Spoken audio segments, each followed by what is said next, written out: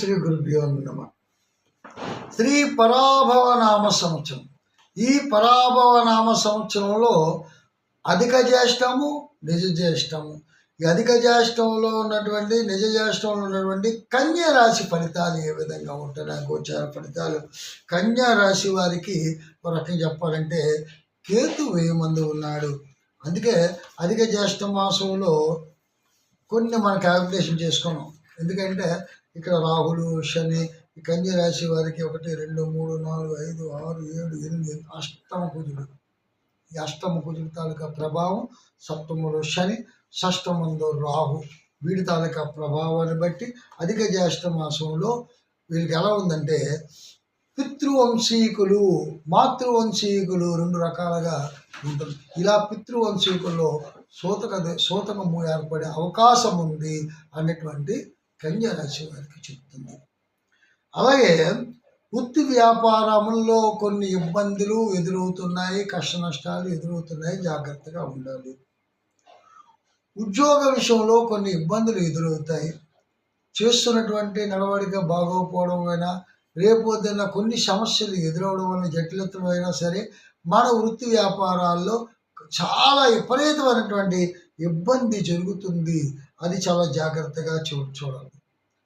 అధికారుల వల్లటువంటి భయము, అధికారుల వల్ల కొన్ని ఇబ్బందులు, కుటుంబంలో కలహములు, బంధువర్గములో విరోధములు, మనస్తాపము, సుఖము సంతోషాలు కరువుట, ఆవేదన, ఆందోళన, ఇవన్నీ కూడా కలగోర గంపలా కలిసి వచ్చేయండి కన్యా రాశి వారు.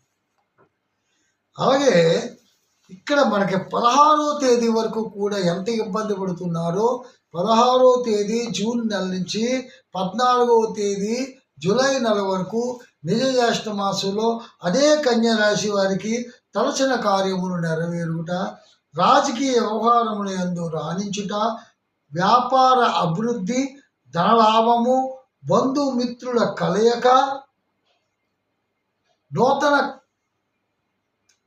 నూతన వస్తువుల విషయంలో కానీ, నూతన వ్యాపార విషయంలో కానీ, నూతనంగా ఏదైనా తలపెట్టినటువంటి కార్యక్రమాలన్నీ కూడా అవి నెరవేరుట జరుగుతున్నాయి.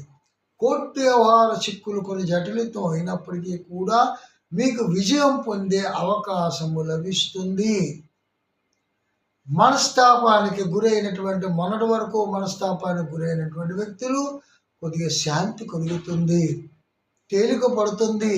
ఆందోళన చెందినటువంటి వ్యక్తులు కూడా ఆందోళన నుంచి బయటపడతారు. రుణ పీడితులు కూడా సమస్యల నుంచి బయటపడతారు. రుణం చేసే పరిస్థితి ఉన్నప్పటికీ కూడా ఆ రుణం దొరక్క ఎంత అవమానాల పాలైపోయి ఎంత ఆందోళన చెందారో అటువంటి వ్యక్తులు కూడా ఈ నిజ జ్యేష్ఠ మాసంలో కొద్దిగా ఉపశమనం కలుగుతుంది. భయం పడవలసినటువంటి పని లేదు. అలాగే వీళ్ళు సుబ్రహ్మణ్యేశ్వర స్వామిని ఎప్పుడూ కూడా ఆరాధించండి.